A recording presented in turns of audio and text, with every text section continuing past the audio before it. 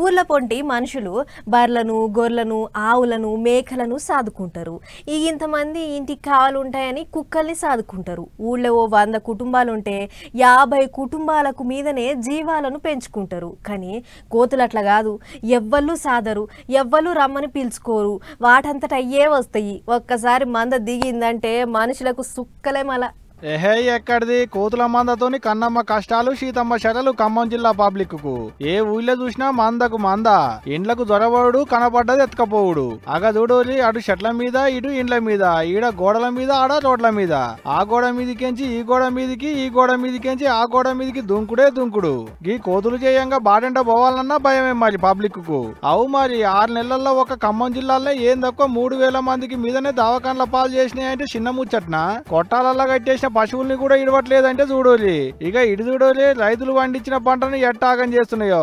మా గ్రామంలో పత్తి విత్తనాలు కానీ వేసిన దగ్గర నుంచే పీకటం మొదలు పెడితే మామిడి తోటలు, మొక్కజొన్న, మిగతా కూరగాయల లాంటి పంటలన్నింటినీ నాశనం చేయడం జరుగుతుంది. ఈ కోతులు ఎట్లున్నాయంటే ఈ దినదినాభివృద్ధి చెంది వేలకు వేలు పెరిగిపోతున్నాయి. ప్రతి సంవత్సరం రెండు కాన్పులతోటి. వీటి మీద రాష్ట్ర కేంద్ర ప్రభుత్వాలు చర్య తీసుకొని వీటిని నియంత్రించే విధానం చేయాలని మా రైతుల తరపున ప్రార్థన. రోడ్ల మీదకి పోయి సరుకులు సౌదాలు తెచ్చుకోవాలంటే పబ్లిక్ కు భయమే, బయలకు పోయేటి బుడ్డ పొల్లగాళ్లకు భయమే. దుకాణాలకించి సరుకులు సౌదాలు తెచ్చుకోవాలంటే కొంగు సాటుకు పెట్టుకొని వచ్చేటి కథ అవుతుందట. మళ్ళా అంటే కొంగు చాట్లో కూడా ఉన్నాయని చెప్పని మనుషులు ఆడవాళ్ళని ఆపి వాళ్ళు ఎమ్మడే భయపడతారు. ఆ కొంగు బట్టి లాగి అందులో సరుకులు తీసుకొని తినే పరిస్థితి ఏర్పడది. ఇక చిన్నపిల్లల పరిస్థితి వర్ణాతీతం. వాళ్ళు చిన్నపిల్లలు ఏమన్నా బిస్కెట్లు ఏమైనా కొనుక్కొని వారికి వస్తే వాళ్ళ మీద దాడులు చేస్తున్నాయి. స్వయాన మా బాబు మీద 3 సార్లు దాడి చేసింది. ఇగిట్ అయితే మంచిగా లేదని ఊళ్ళ పొంటి బోన్లు పెడుతున్నారు పబ్లిక్ కోతుల్ని పట్టేతందుకు. బోన్లలో దానా పెడితే తినేతందుకు అందులోకి రాగానే మూతేస్తున్నారట. మరి ఏం చేస్తారు? సర్పంచ్కి చెప్తేనేమో మా ఇంటి మీదకే వస్తున్నాయనే, కార్యదర్శికి చెప్తే నేనేం చేసేదానే.